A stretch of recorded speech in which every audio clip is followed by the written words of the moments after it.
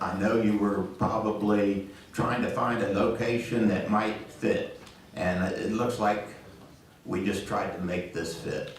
Are you still convinced that you think this is the best site for this prison? Yes, sir, I am. The push and pull over where a new state prison should be built and if it should exist at all continues at the Arkansas State Capitol. Thank you for joining us at 6. I am Rolly Hoyt here alongside Faith Woodard. We'll get to the fiery prison debate in just a moment, but first, big news from Governor Sarah Huckabee Sanders. The Arkansas National Guard has been given permission to help ICE agents with immigration enforcement. That announcement coming just months after troops traveled out of state to help with border security. THV 11's Maya Ellison helps explain what they'll be doing this time. As the Trump administration ramps up immigration operations in Chicago and other major cities, officials are taking enforcement efforts into their own hands right here in Arkansas. On Tuesday, Governor Sarah Huckabee Sanders ordered the Arkansas National Guard to assist U.S. Immigration and Customs Enforcement. In the order, the governor said, quote, violent criminal illegal immigrants have no place in Arkansas. It goes on to also say that the guardsmen will assist ICE with detainee transportations and not be armed. But there are still some who are worried about the push. Hearing that there's going to be more individuals assisting ICE and detaining people, including people from our National Guard, well, it's just going to drive up more fears, but also just more distrust for the government. Lorena Rivas is the managing attorney of Rivas and Associates. She says the news is creating fear in the communities she serves. Not only is it fearful of maybe being detained by the community members, but also just that sense of like, man, they think we are horrible people. Rivas also thinks there are better ways to use the state's guardsmen. They're not doing any arrests. They're just helping out with more transportation of detainees and clerical work. Again, I'm not sure that's the best way to use them. That's not their skill levels. And certainly if you need some assistance in that, I think there's other ways to get that assistance instead of using our National Guard members. Now, despite the fears and questions, Rivas says it's important to remember that immigration laws also include protections. So if they're arrested and detained, they have a right to try to fight their case in court and build their defense and see an immigration judge. So these laws are also there to protect them. I know right now the emphasis on using the laws to detain them and to deport them. But again, there is ways to fight that. For THV 11 News, I'm Maya Ellison. All right, Maya, thanks. We've reached out to the Guard. They told us they can't talk about the orders at this time. We also received a press release from the ACLU of Arkansas, who called today's news, quote, an abuse of power that jeopardizes Arkansans' rights and safety.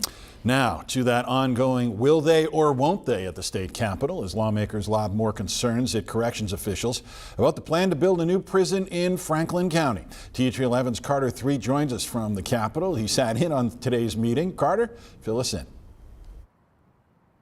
Well, Rolly, state officials today definitely got more of the hard-hitting questions from lawmakers who seemed mostly pretty impressed with a presentation made by 2 Franklin County residents. And those residents had a lot to say during their over an hour-long presentation, but some of the main points were that, in their opinion, the proposed prison site doesn't fit hardly any of the criteria for such a massive project, and there wasn't nearly enough transparency throughout the process of choosing a site.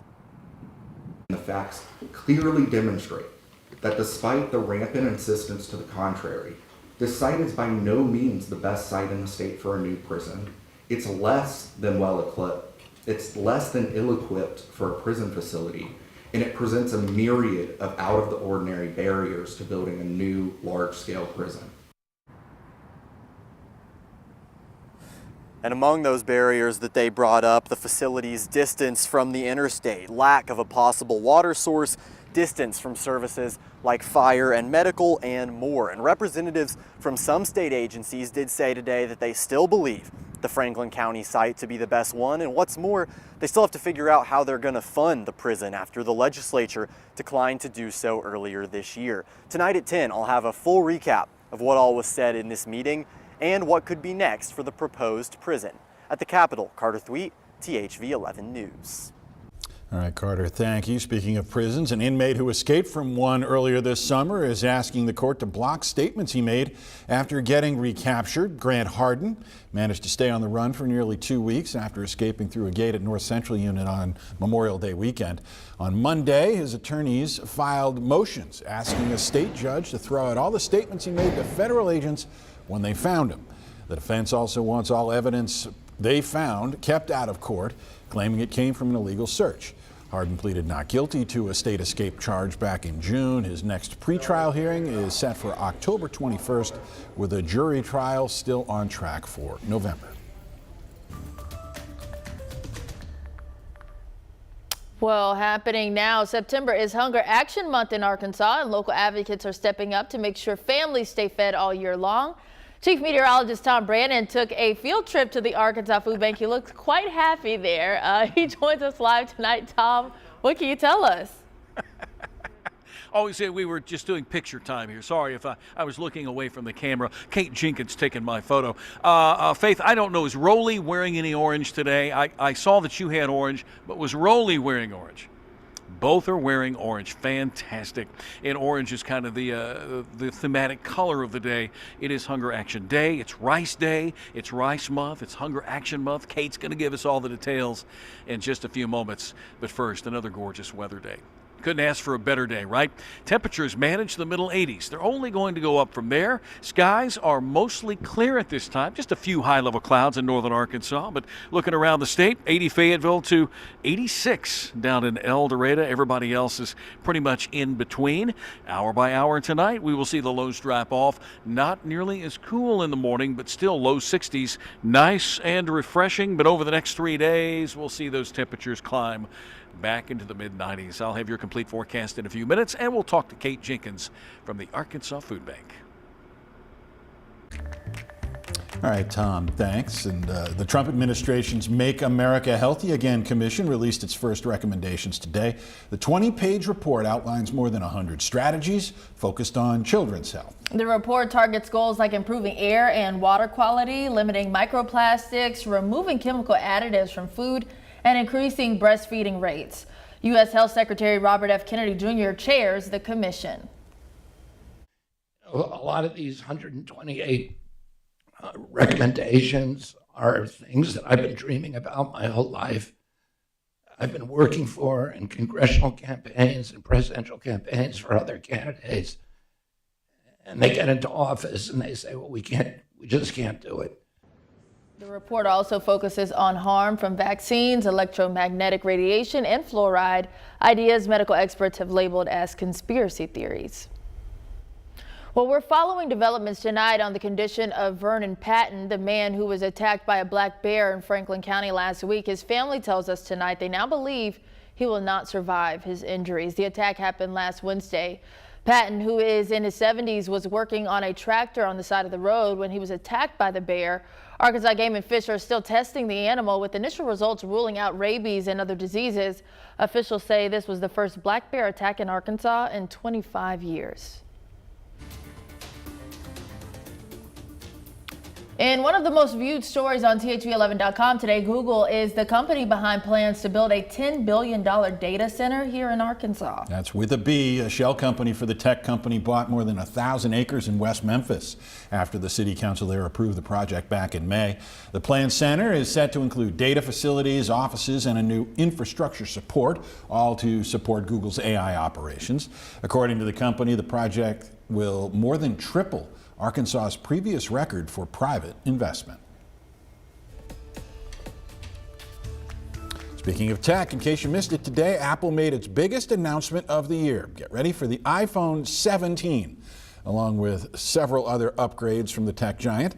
But in the midst of a tug of war between shareholders and more cost-conscious consumers, Karen Kafa explores how Apple is watching current U.S. policies and the overall economy. Apple on Tuesday announcing the latest iPhone, among other gadgets, and trying to get consumers hyped in uncertain economic times. iPhone Air is a total game changer. Apple Apple's latest gadgets land as President Donald Trump's trade wars squeeze the company's bottom line.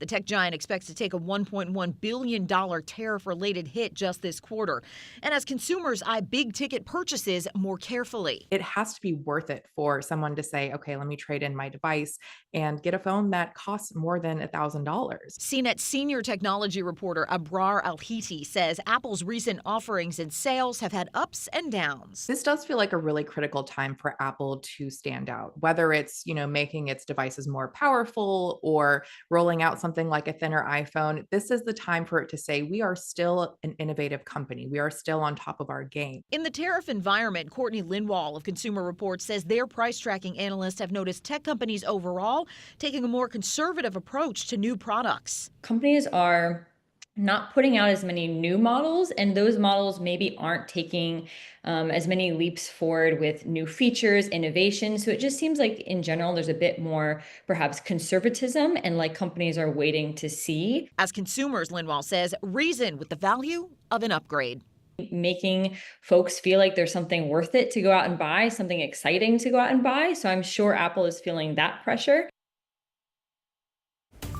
Still to come on THV 11 News at 6. Even as they face uncertainty in their industry, a group of Arkansas farmers made sure those in need are not forgotten. Tom?